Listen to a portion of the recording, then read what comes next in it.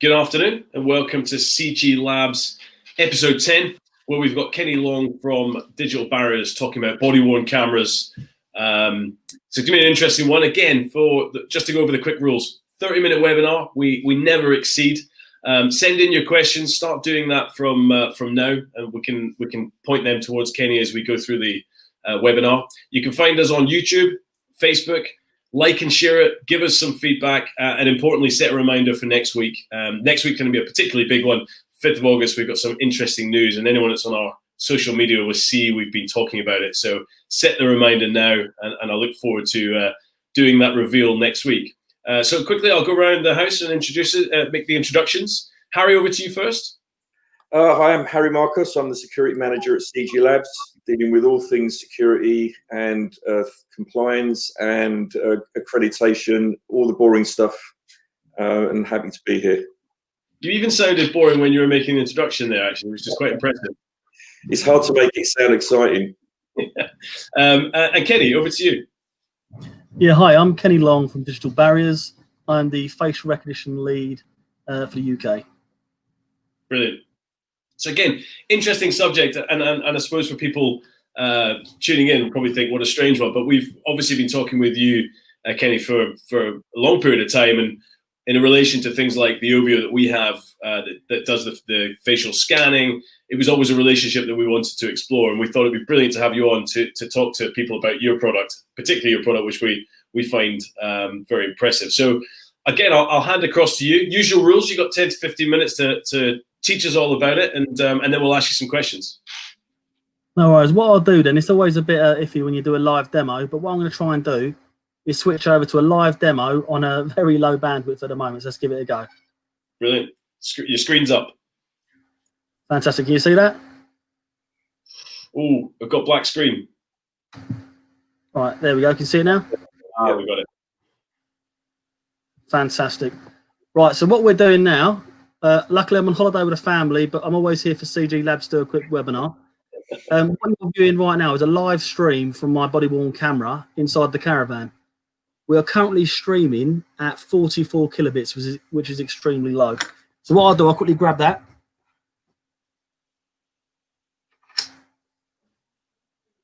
So as you can see, it's an actual live demonstration in real time, and this is what it's actually streaming. So what I'm going to do, you might lose me for a few seconds voice as I walk away outside quickly. The wonders of technology.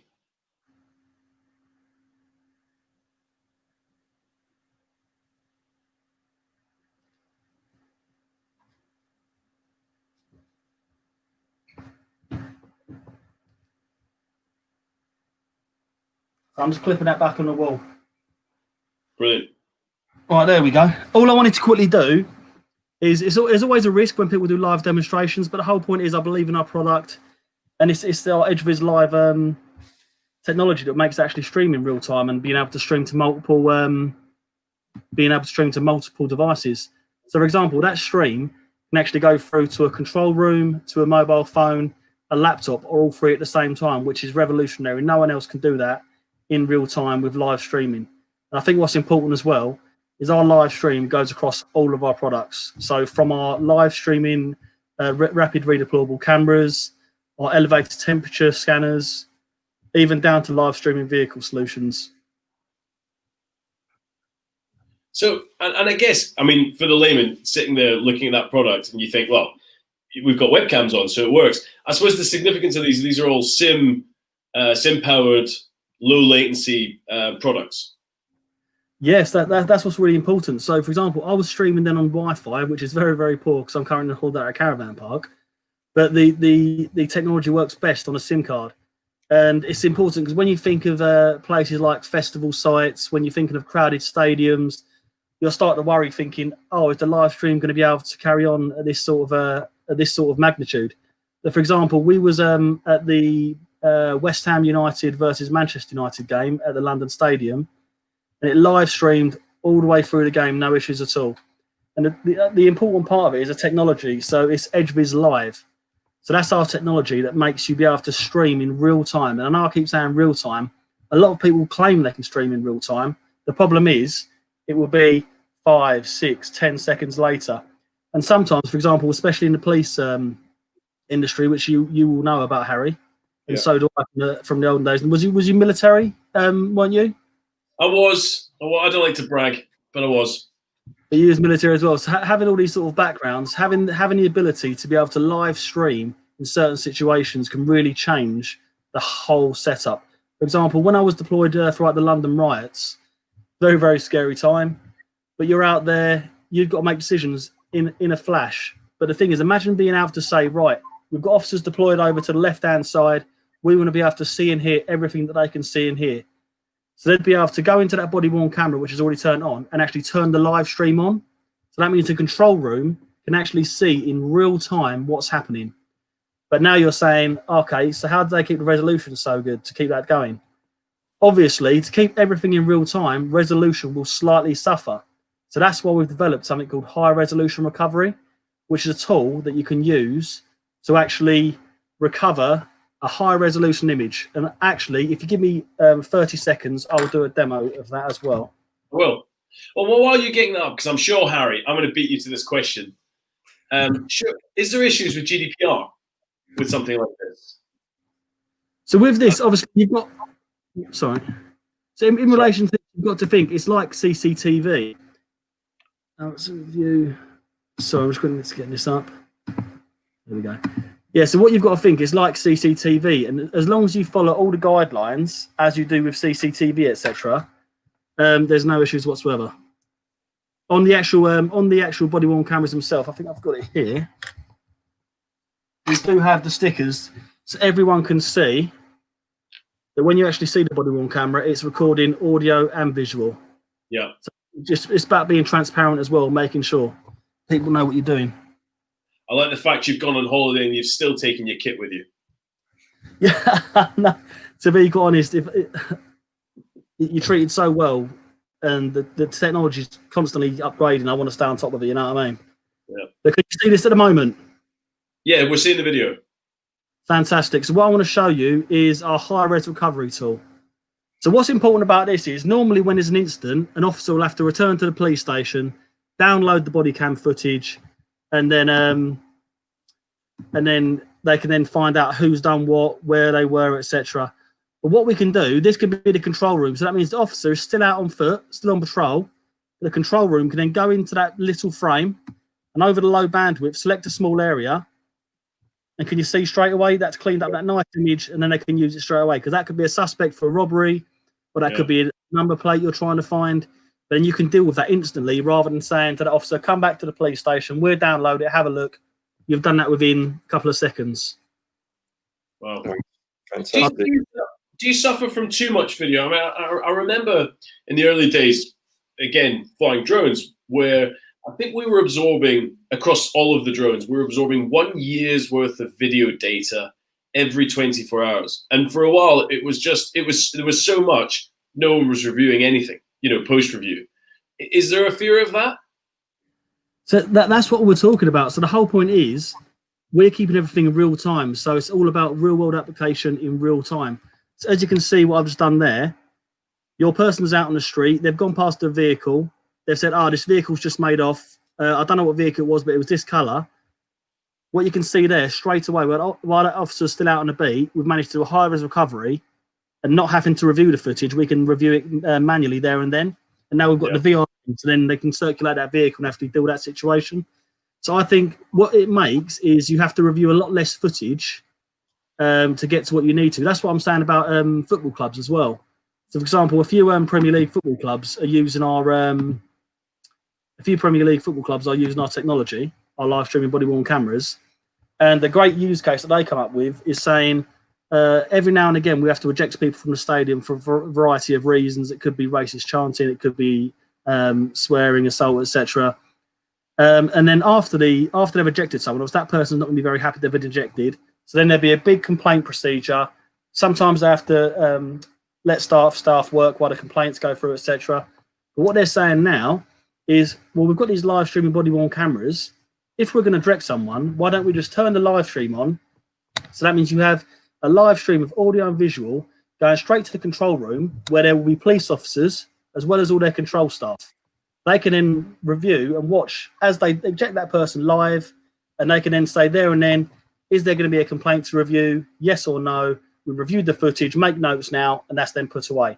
And that's done instantly without having to go back, review footage, download footage, exhibit. It's instantly done, which is a massive saving of time, money, and you're actually dealing with the issue straight away. That was another thing with the Kick It Out campaign as well, because we deployed to Charlton versus Leeds with our live streaming body worn cameras. Was it? Oh, it might have been this season. And the whole point was, you've got a live streaming body worn camera. So if any racist chanting is heard, the steward can then instantly go straight over to that area. The control room and the police can hear everything that's being said and see everything that's happening as well. And they can deal with it there and then. Because I think a lot of the issues were over the last couple of seasons is, do they have the time to review the footage? Then they've got to try and ID that person, find that person. But hang on, they haven't got to do that now. They can do it instantly because they've got that steward standing there, rather than the steward being on the radio saying, yeah, control, we've got racist chanting going on. Actually, here you go, guys, you can see and hear it. Sorry, is that picture clear enough to see the suspect? Can you get a bit closer? There you go, nice clear image, and then you've actually got a suspect to actually go and get.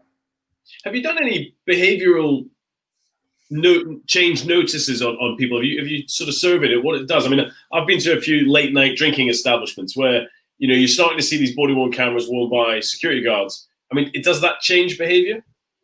It does certainly change behaviour, but it then goes a step further when they hear that they're live streaming, because there's not very many live streaming ones out there at the moment. To be quite honest, ours far exceeds any other live streaming body cameras out there due to the Edgefiz live technology.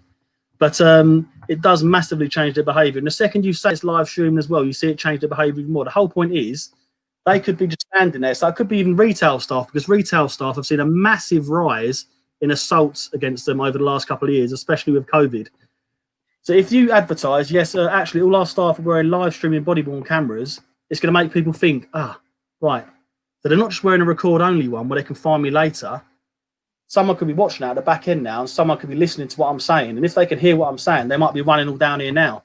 And that changes absolutely everything. But again, another thing that I like about it, and I think Harry would agree, is when I was in the police, if we were stopping someone and we think, oh, we might need another unit to assist us, the second you get on that radio, that person's either going to run away or that's going to escalate the situation because they're going to know more people are coming.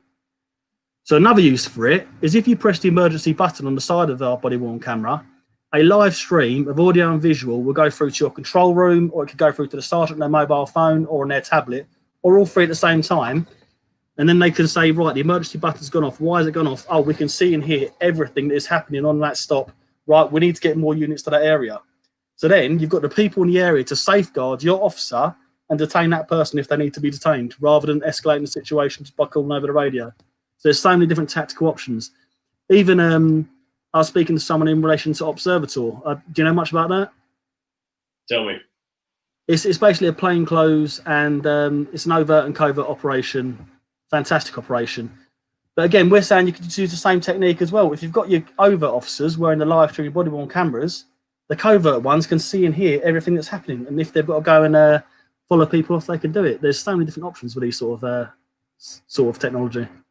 Where else? Sorry, go on, Harry. I was going to ask the Edgefiz technology. Is it? Can you use it in any other kit that you've got, or is it just in the body-worn camera? Can it? No, definitely. It's across our whole range. So, for example, our elevated temperature scanner, which is in airports, stadia, it's in all over the country. It works in the exact same way. So again, you may have someone standing at the elevated temperature scanner, but again, the live stream of the thermal and the color image can go through to your mobile phone, can go through to your tablet, or go through to control room, all three. So I think it makes it an extra safeguard, because the whole point is you might have people standing there, but the thing is we're humans. We're not infallible. You know, even machines can be the same as well. But if you've got that extra backup of knowing that, oh, an alert's come up, oh, lovely, I can look on my mobile phone. Brilliant, that's the person we've got to go and stop. Excuse me, sir, you've got a slightly high temperature. Can you come with us so we can confirm if your temperature is too high, etc. And again, it works with redeployable cameras, which are very, very popular in the police and the councils. So our redeployable cameras, one police force was very proud to say they had it up, mounted, and live streaming back to their control room within 8 minutes. The whole point is everything's all built in. All you've got to do is power it. So a lot of people stick them on the lamppost for a nice quick deployment. And the best part about it, you can just move it because it runs on Sims or Wi-Fi. And the kit itself, Kenny, do you manufacture all of it, or can you have the software installed in someone else's cameras and equipment? Yeah, so we can put our encoders to make your system secure. We can put our encoders on existing cameras to then obviously make them secure and then have a use of analytics, etc. Because I imagine that'd be a big problem, especially if someone's interested in the technology, which they should be, but they've just spent 6 months ago a fortune on new cameras, etc. It's good to know that they can still be used. Oh, definitely. Integrations are key for us because we're also integrated with several huge VMSs like Genetech and Milestone, etc. as well. I was going to ask, where do you see that this going? You've obviously got a low latency solution. When 5G comes in, places like the football stadiums, as an example, I mean, how widespread do you think this will become? To be quite honest, it's getting bigger and bigger by the day. We're getting a lot of people switch off from just standard record-only body-worn cameras because they're still charged for lots of money for what they are. But they're saying, well, if we're gonna have a body-worn camera, why don't we have a live streaming one? Because again, we're getting an approach from a lot of lone worker companies. Because again, why would you not want a lone worker wearing one of our body-worn cameras? Because if they're alone, you can then check in. So if you've got an ARC or control center, you say, right, we haven't heard in from Susie for a couple of hours. What we're going to do? Quickly turn on the live stream. Susie, you okay? You can see and hear everything that's happened. Is it geotagged as well? Pardon? Is it location tagged on the stream? Yeah, we've got all location as well, and it's got breadcrumb trail as well. So you can actually, once it's all been downloaded, you can go through the breadcrumb trail and you can see exactly where that person was on the map when that bit of footage was recorded. So I don't know why I'm doing that. It's just got to see it, and I think it's a brilliant tool. It's underrated. Well, because we've recently been trialing out. It's called Inteliz, and they're little GPS tracking systems. Fantastic. But again, you mentioned lone workers, and I just think any lone worker out there that doesn't have something like that, and the video is even better. We famously had a contract in Glasgow, and when we took over the contract, I'm from the west coast of Scotland, so I can say it. When we took over the contract, we were warned that the guys who had done it before had got out of the car late at night. It's a late night contract. Who'd got out of the car only to find 2 kids with swords. I mean, proper long swords. And when they ran away from these kids to get back in the car, there was barbed wire around one of the tires. So the tires now get ripped off. This car's driving down the road away from 2 kids with long swords, with sparks coming off the back because he's running on his whims. And again, after we had that discussion, we thought we should really be tracking our employees. But again, the camera idea sounds like a brilliant one as well. Yeah, sorry, I need a couple of minutes to recover from that one. That's a bit of a story you got there. Well, that's why we said Mike's not here this week because we sent him up on that contract. So hopefully he's coming back. We don't know. He's learning how to use a sword. Exactly. Actually, what I can quickly do for you is I can show you another important thing as well. So if I go back to EdgeViz again, so what you can actually see, can you see the screen now? Are we bringing up now? Yeah. So what I can do is across several of our products, I can bring them all up at the same time. So it doesn't matter what it is, as long as there's an EdgeViz feed, it all comes through. So it's like you've got your own control room. Yeah. So that's what makes it another useful tool. So that means you could have your heat detection coming into here, your rapid redeployable camera, your body worn, all coming into one screen. Kenny, can you remotely operate these from the control room as well, or is it only the operator that can use them? No, we can remotely control the camera from EdgeViz as well.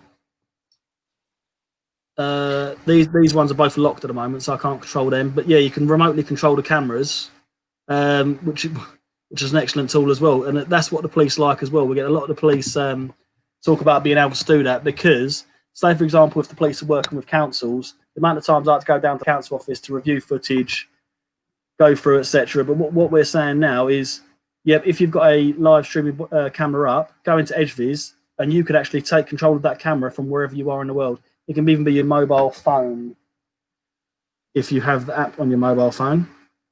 So what I can do is go onto EdgeViz Mobile. And again, from here, log in, wrong phone. And then you're straight into the App Center again. Sorry, it's a bit of reflection there. Yes. So you do exactly what I've just done there on my laptop. You can do it on your mobile phone as well. So it makes it a mobile redeployable system. And the thing is, it worked brilliant in the surveillance world. Here we go. So I've got it up here. So like I showed you earlier, I can then be viewing the body-worn camera from my mobile phone. Fantastic.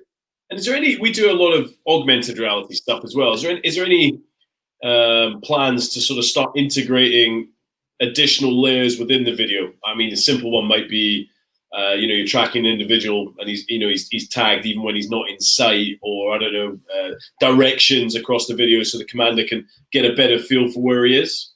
No, we do have a lot of analytics built in. For example, our Safe Zone PS, which does groupings and things like that. But the other stuff we can certainly discuss offline. Oh, good. Okay.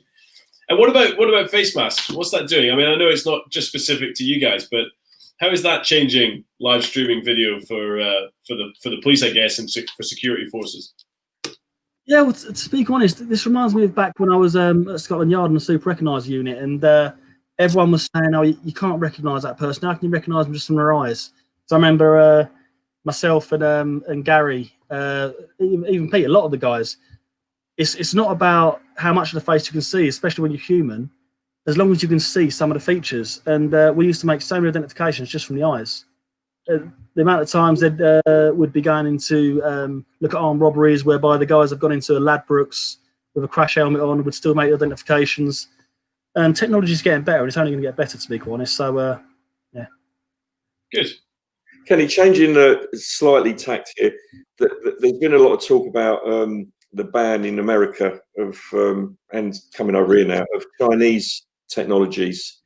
Is that impacting on what you're doing at all? Yeah, China's certainly been under the spotlight at the moment. What makes our solution appealing is the fact that ours is government-grade encryption. And for example, our heat detection camera is manufactured in the UK with government-grade encryption. So that means, if you're buying from us, you're getting a secure system that's going to be from the UK. Excellent. And do you think that the issues are going to continue with Chinese technology and in the UK as well as in the States?